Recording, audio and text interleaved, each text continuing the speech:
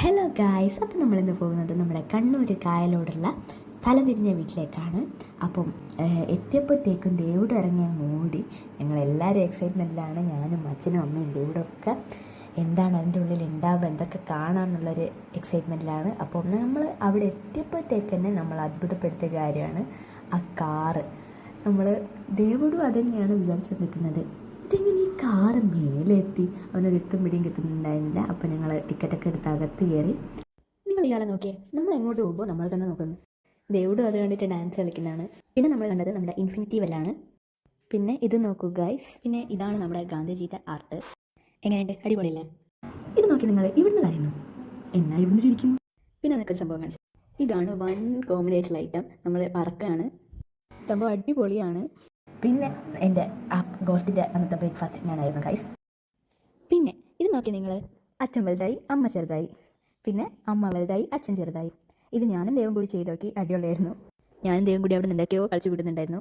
പിന്നെ അതുപോലത്തെ കുറേ ഫൺ ആക്ടിവിറ്റീസ് അവിടെ ഉണ്ടായിരുന്നു, നമുക്ക് എൻജോയ് ചെയ്യാൻ പറ്റുന്നത്. ഇതാണ് എനിക്ക് ഏറ്റവും ഇഷ്ടപ്പെട്ടത്. ശരിക്കും നമ്മൾ ആ വീടിൻ്റെ പോലെ തന്നെ റിയാലിറ്റി ഉണ്ട്.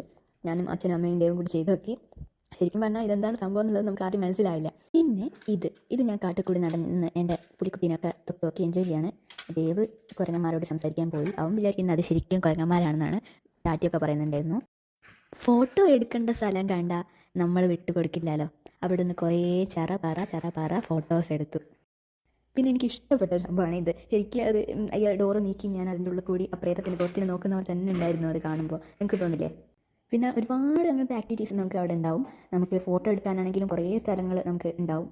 പിന്നെ ഡാൻസ് കളിക്കാനായിക്കോട്ടെ, എന്തായാലും എനിക്ക് അവിടെ ദേവ് പോയിട്ട് അപ്പോൾ പോയിട്ട് ഡാൻസ് കളിക്കുന്നുണ്ടായിരുന്നു. ഞാനും അവൻ്റെ കൂടെ നോക്കിയപ്പോൾ എന്നെ സമ്മതിച്ചിട്ട് അവൻ തന്നെ ഒറ്റയ്ക്ക് കളിച്ചു. ഞാനൊരു ചിത്രകാരിയായി ഗൈസ്.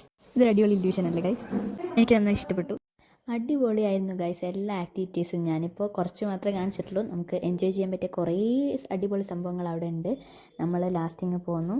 പിന്നെ അതിൻ്റെ അപ്പുറത്ത് തന്നെ ഉള്ളൊരു പാർക്കിൽ നിന്ന് നമ്മൾ കുറച്ച് നേരം സ്പെൻഡ് ചെയ്തു. നമ്മൾ ഒന്നിനെയും വിടില്ല ഗൈസ്. അവിടെ ഒരു ട്രീ ഹൗസ് കണ്ടപ്പോൾ അതിൻ്റെ മേലും ഓടിക്കയറിപ്പോയി. പിന്നെ അവിടുന്ന് കുറച്ച് ഫോട്ടോഷൂട്ടൊക്കെ നടത്തി. പിന്നെ പോകാൻ നോക്കുമ്പോൾ ദേവോട് ടാറ്റയൊക്കെ പറഞ്ഞു. നമുക്ക് ഫാമിലിയും ഫ്രണ്ട്സൊക്കെ ആയിട്ട് വന്നാൽ അടിപൊളിയായിട്ട് എൻജോയ് ചെയ്യാൻ പറ്റുന്ന സ്ഥലമാണ്. അപ്പോൾ ഇതിൻ്റെ ലൊക്കേഷൻ വരുന്നത് നമ്മുടെ കണ്ണൂർ കൂത്തുപറമ്പിനടുത്താണ്. അപ്പോൾ എല്ലാവരും പോയി എൻജോയ് ചെയ്യുക. ഇന്നത്തെ വീഡിയോ ഇത്രയേ ഉള്ളൂ. Tata, bye bye.